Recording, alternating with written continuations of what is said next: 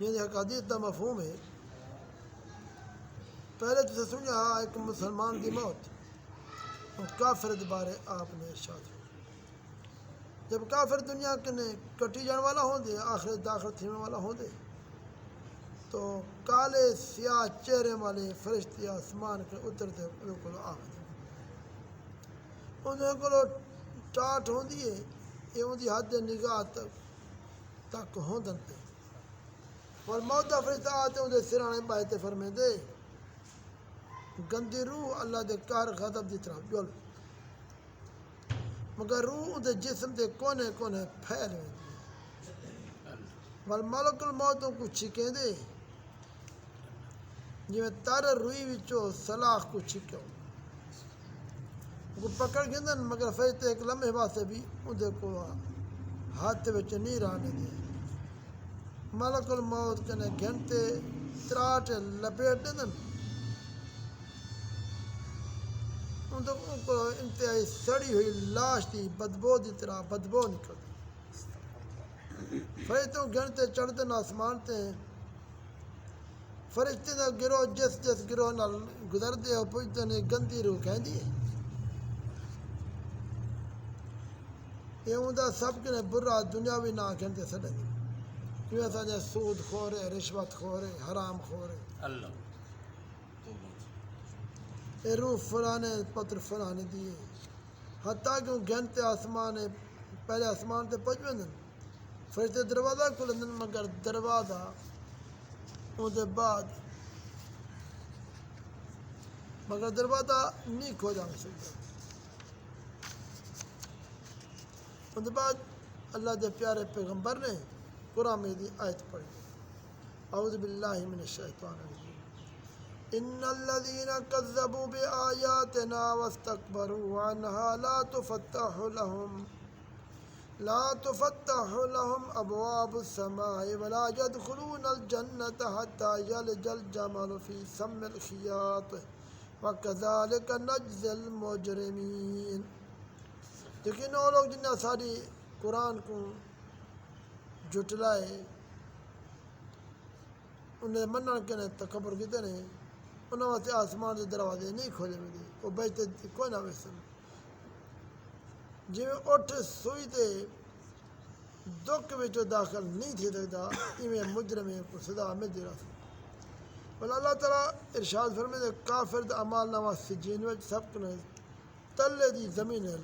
لکھ دو یعنی رکھ دو تھے پہلے ان دی روح اتو کے تلے سٹ دیتی ہوئی بلا آپ نے قرآن میں آیت پڑھی ہے اعوذ باللہ من الشیطان الرجیم ومن يشرك بالله فكأنما خر من السماء فتخطفه الطير وتهوي به الريح في مكان سحيق جرا اللہ دے نال شرک کریں دے گویا آسمان کے ڈھائے پے ہن کو خواہ پرندے اٹھا تے گھر ونجن جا کے بھی جات ونڈے دور نبی کریم صلی اللہ علیہ وسلم نے ارشاد فرمائے والوں کافر دی روح جسم چ لٹا دیتی ہوئی ہے ودو فیض کافر دے گلاہ تے پوچھدن تے رب کون ہے جواب نہیں ہائے ہائے میں نہیں جاندا فرشتے پوچھتے ہیں کون ہے جو تیرے جو توالی طرح بھیجا گیا ہے وہ کون ہے انہیں نہ کیا ہے یہ جواب نے ہائے ہائے مادری ہائے ہائے ماں نہیں جانتا اور آسمان کی آواز آتی ہے میرے بندے جھوٹ ماری یہ تلے اگدا فرش بچھا دو جہنم دی کھڑکی کھول دو والوں دی قبر دو دخت لپیٹا ساتھ گرم بو آو لگ دیے ان کو قبر اس قدر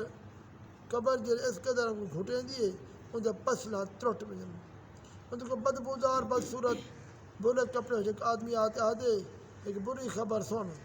آج وہ نبھارے جن تک نے وعدہ کیتا گیا وہ پوچھتے تو کون ہی تیرے متھے تے برائیے یہ جواب دے میں تیرا گندا عمل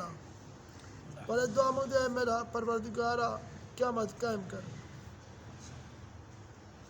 ابن حزم دا جندہ یا گمان مرش محشر پہلے مردہ قبر زندہ ہوندے غلط ہے قرآن میں انہیں آیتیں کریں قالوا ربنا امتنا سنتین بھی آیتیں کیف تکفرون باللہ وکنتم اموات این گمان دی تردید پیش نہیں اگر مردہ قبر زندہ ہون من گدا ونجے تو بجائے دو دے ترائے اموات ترائے زندگیاں لازم آوے سن حالانکہ غلط قرآن کے خلاف ہے. ہاں اگر اللہ کہیں نبی دے معجزے کے زندہ کر لے اور گال ہے یہ موت دے ڈر کے 1000 آدمی نکل کھڑے ہیں آخر کر اللہ نے انہوں کو مار دیتے ول مالک نے انہوں کو زندہ کیتے. اے شریعت اے قرآن کا فیصلہ ان دے جو مستثنا اللہ دے پیارے پیغمبر صدیقین شہداء صالحین. اسی طرح عزیر علیہ السلام بیت المقدس گزرے تو اجڑی ہے پریشان تھن خیال کرتے یہ ہوں کی میں بات تھی اللہ کریم نے وفا دے دیتی ہے 100 سال بعد زندہ کرتے غرض دے کو جو میرا مالک چاہیے. قرآن پاک اللہ سے فرمائے اللہ توفى الانفس حين موتها والتي لم تمت في منامها فيمسك التي قضى عليها الموت يرسل اخرى الى اجل مسمى. ابن حزم فرماتے ہیں اسی طرح نبی کریم صلی اللہ علیہ وسلم نے فرمائے اور معراج را آسمان پہلا تے آدم علیہ السلام دی دائیں طرف سعادت مند دی بائیں طرف بدبخت ارواح ڈٹھی ہے بدر ڈبھال مقتول کفار دی لاشاں خطاب کیتے تو نے آپ دی گال سن دیے ان نے پہلے قبر چ ونجن صحابہ کرام جب آکھے انہیں دی لاشاں سڑ چکن تمہاری آپ نے انہیں تردید نہیں فرمائے نہیں دے باوجود بھی اتحادہ گانے سن دے پر معلوم دیا خطاب روحیں کو بھی ہوں دے ارواح آپ دے گانے بھی سن دے پہ ہوں انہیں جسم حس اور شعور کا نہیں ہوگا. اللہ کے سن دے کو مالتے آمین یا اللہ آمین ربنا کریم اللہ مالک اللہ آمین.